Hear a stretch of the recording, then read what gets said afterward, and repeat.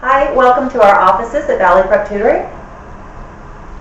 We are here in Los Angeles, California, and we're here today to talk about something that is very important to high school students, which is making a decision about what types of material they want to write for their essays on those all-important college tests. So SAT and ACT, they'll have slightly different prompts, but no matter what the prompt is, you want to be able to build those body paragraphs based on wonderful, specific types of ideas. So what we're going to do today is we're going to help you create your own idea bank.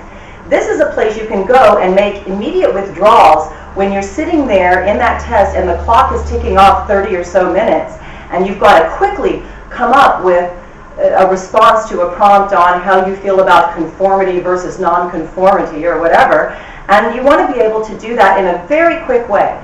Well, here's the good news. You do not have to do that spontaneously on the fly. Although many students do that, it's really not necessary, because look at what we can do. What we've done today is we've put something on the board called an idea bank, and I want you to sort of look at these different sections. The very first thing you'll notice is I've circled 3 letters in each of the vaults of the idea bank, and each of these separate letters is going to give you an acronym so you can remember which things to try to go to as your categories of possible sort of connection to the prompt. The first one is P, then E, L, and T, spelling pelt, right? You know what a pelt is. So your pelt will keep you warm as you try to figure out what you're going to write for your essay. Personal experience is the P. Personal experience can include a lot of different things, but generally based on what we usually see on these tests, it's going to be helpful to look for personal experience, not just, you know, I remember the time my dog ran away, or gosh, it really hurt that time I fractured my arm, or something like that. Although, if you fractured your arm and overcoming that obstacle taught you an important life experience, an epiphany, there's a nice vocab word for you to try to use on your essays, that can also actually be a great choice. Volunteer trips, working in the community, doing things that raise your awareness of multiculturalism. These are things that can be helpful as an appropriate use of the first person in your essay. We generally want to avoid a lot of informal tone. I feel this, I feel that. Everything's all subjective and kind of, you know, not very educated or erudite sounding. So there are exceptions, though. And talking about multiculturalism, volunteer trips, things like this, overcoming obstacles in your life can be a great way to build one of your body paragraphs. E is for events, as in current events. We're listing 2 bullets here. Again, I recommend that you come up with at least 2 bullets for each vault. So, political current event, please know what's going on in the nation. Presumably you're planning to go to college. Please don't be one of these people who says, gosh, I don't really care.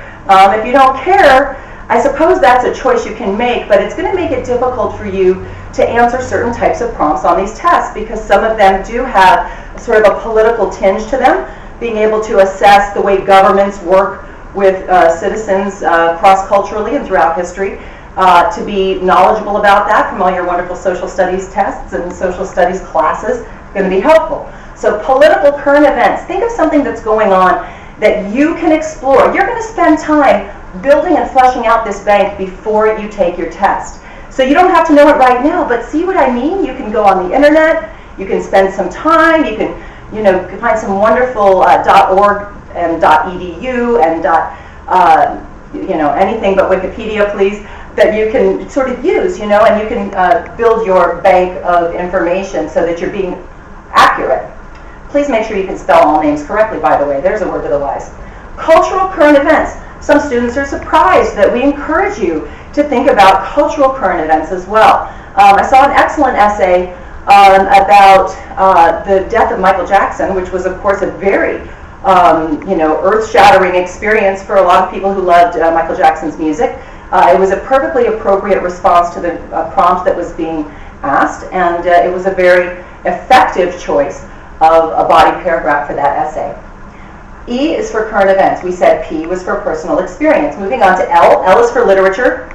So one of your body paragraphs can be, doesn't have to be, about literature. I recommend at least one novel and possibly another that you prepare that might be a play, maybe some of your Shakespeare. Please make sure that these are not pop cultural types of literature.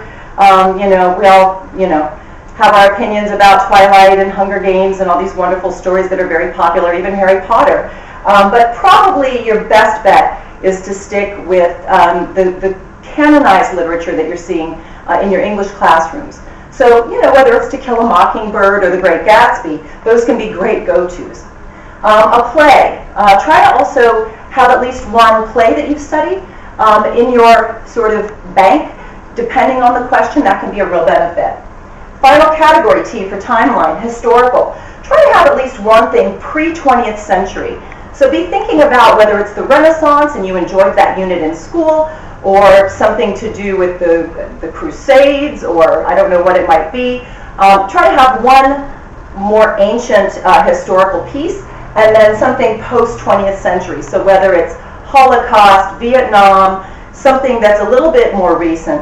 And again, you need to be able to eloquently talk about these things. Double check things like names, dates, details that will impact your ability to sound like an expert on that particular subject. So your idea bank is your best friend. You do not need to invent this on the fly. You don't have to sit there and carve out the wheel from scratch. You can have some ideas ready to go. We hope this is going to help you, and we're going to do part 2 of the training in just a moment.